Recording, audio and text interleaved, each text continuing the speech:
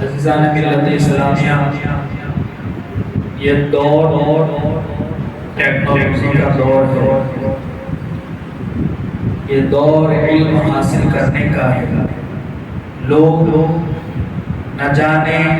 Internet کے ذریعے بڑی بڑی یونیورسٹیوں میں جا کر کے علم حاصل کرتے ہیں۔ جو یونیورسٹی میں نہیں جاتے وہ اپنے گھر بیٹھ کر کے بھی علم حاصل کرتے ہیں۔ علم کے علاوہ یعنی بہت سی چیزوں کو بھی وہ حاصل کرتے ہیں۔ مثال کے طور پر وہ جانکاری حاصل کرتے ہیں کرکٹر کے معلومات، ڈاکٹر، انجینئر، سائنٹسٹ یا کسی پولیٹیشین کے بارے میں، مختلف لوگوں کی ذات کے حوالے سے لوگ ریسرچ کرتے ہیں اور معلومات حاصل کرتے ہیں۔ ہمیں سب کے بارے میں پتہ ہے، ہم کرکٹر کے بارے میں بھی جانتے ہیں، ایکٹر کے بارے میں بھی جانتے ہیں، ڈانسر کے بارے میں بھی جانتے ہیں، سنگر کے بارے میں بھی جانتے ہیں۔ ہم سب کے بارے میں سب کچھ حاصل کر کے بیٹھے ہیں، مگر افسوس کے ساتھ یہ کہنا پڑتا ہے کہ ہم نے جس نبی کا کلمہ پڑھا ہے، ہمیں اس نبی کے خاندان کے نام یاد ہے، ہمیں اس نبی کی سیرت یاد ہے،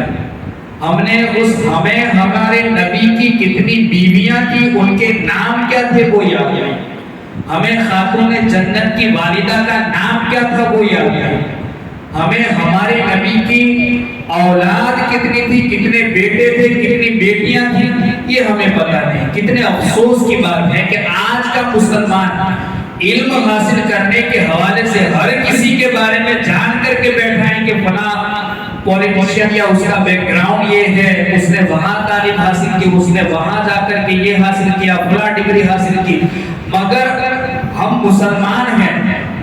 ہم نے ہمارے نبی کا کلمہ پڑھا ہے، کیا ہمیں ہمارے نبی کی سیرت پتہ نہیں ہونی چاہیے؟ کتنے افسوس کی بات ہے۔ وہ نبی جو رہبر انسانیت ہے، جو ہادی انسانیت ہے، جو ہمارے لیے رہنما بن کر تشریف لائے، ہمیں سیدھی راہ دکھانے کے لیے آئے، وہ جب پیدا ہوئے تب بھی ہماری بھلائی چاہی، ہماری بخشش کی دعائیں کی، پوری زندگی گزاری تو زندگی بھر نمازیں پڑھی،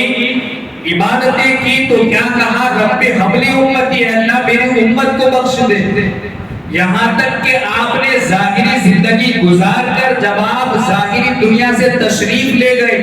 قبر انور میں اتارا جا رہا تھا، اس وقت بھی میرے آقا کے لبہائے مبارک اس وقت بھی جنبش کر رہے تھے، یا رب حبلی امتی، یا رب حبلی امتی، اللہ میری امت کو بخش دے۔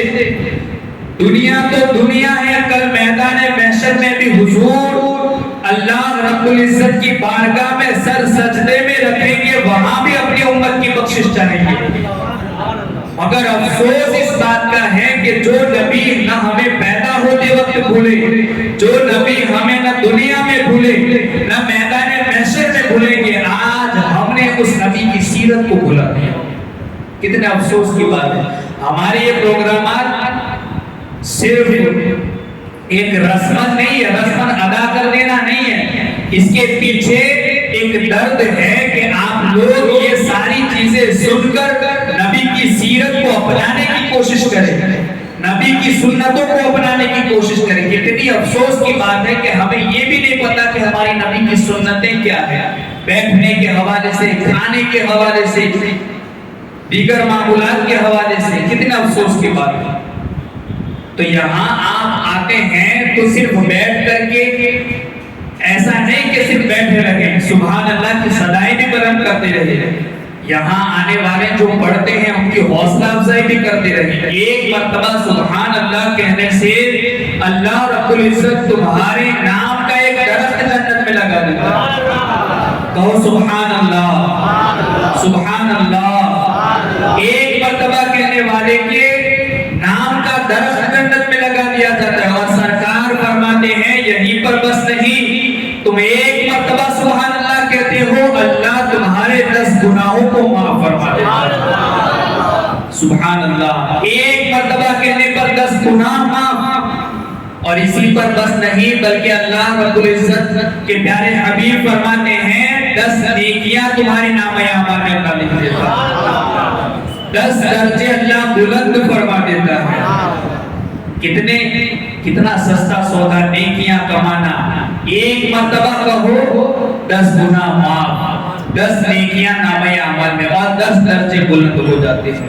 تو سبحان اللہ کی صدائیں بار بار آنی چاہیے۔ یہ تو آپ کو جب کہا جاتا ہے کہو سبحان اللہ، تب سبحان اللہ، جب بیچ میں آپ کو ایسا کوئی شعر اچھا لگے یا کوئی بات اچھی لگے تو نعرہ بھی لگائیں اور سبحان اللہ کی صدائیں بھی بلند کریں، کہیں سبحان اللہ۔ اب آئیے بلا کسی تاخیر کے ہمارے آئے ہوئے مہمان حضرت علامہ مولانا انور اشرفی صاحب قبلہ، ان کو میں دعوت سخن دوں گا۔ حضرت کے آنے سے پہلے میں ایک شعر ضرور کہوں گا، اس شعر کے ساتھ حضرت کو دعوت دوں گا کہ حشر تک ڈالیں گے ہم پیدائش مولا کی دھوم، حشر تک ڈالیں گے ہم پیدائش مولا کی دھوم، مثل فارس نجد کے قلعے گراتے جائیں گے اور خاک ہو جائے عدو جل کر مگر ہم تو رضا، خاک ہو جائے عدو جل کر مگر ہم تو رضا، دم میں جب تک دم ہے ذکر ان کا سناتے جائیں گے، دم میں جب تک دم ہے ذکر ان کا سناتے جائیں گے، اور اگر دم ختم بھی ہو گیا موت آ بھی گئی تو نعت خوانی موت بھی ہم سے چھڑا سکتی نہیں، نعت خوانی موت بھی ہم سے چھڑا سکتی نہیں، قبر میں بھی مصطفیٰ کے گیت گاتے جائیں گے، قبر میں بھی مصطفیٰ کے گیت گاتے جائیں گے، اس لیے کہ عرش حق ہے مسند رفعت رسول اللہ کی، دیکھنی ہے حشر میں عزت رسول اللہ کی، دیکھنی ہے حشر میں عزت رسول اللہ کی، اور اہل سنت کا گے بیڑا پار اصحاب حضور، اہل سنت کا گے بیڑا پار اصحاب حضور، نجم ہے اور ناؤ ہے عطرت رسول اللہ کی، اصحاب حضور نجم ہے اور نام ہے عطرت رسول اللہ کی۔ قسم خدا کی محبت رسول کے لیے اللہ نے جن سینوں کو چنا ہے وہ سنیوں کے سینے ہیں، وہ سنیوں کے بعد سینے ہیں کہ جن کے سینے میں توحید کا نور بھی موجود ہے اور مصطفیٰ کے عشق کی شمع بھی فروزاں ہے۔ اسی لیے تو ہم کہتے ہیں کہ ان کی الفت چھوڑ کر ان کا وسیلہ چھوڑ کر، ان کی الفت چھوڑ کر ان کا وسیلہ چھوڑ کر حرام کی موت مر جاؤ گے، سنی طریقہ چھوڑ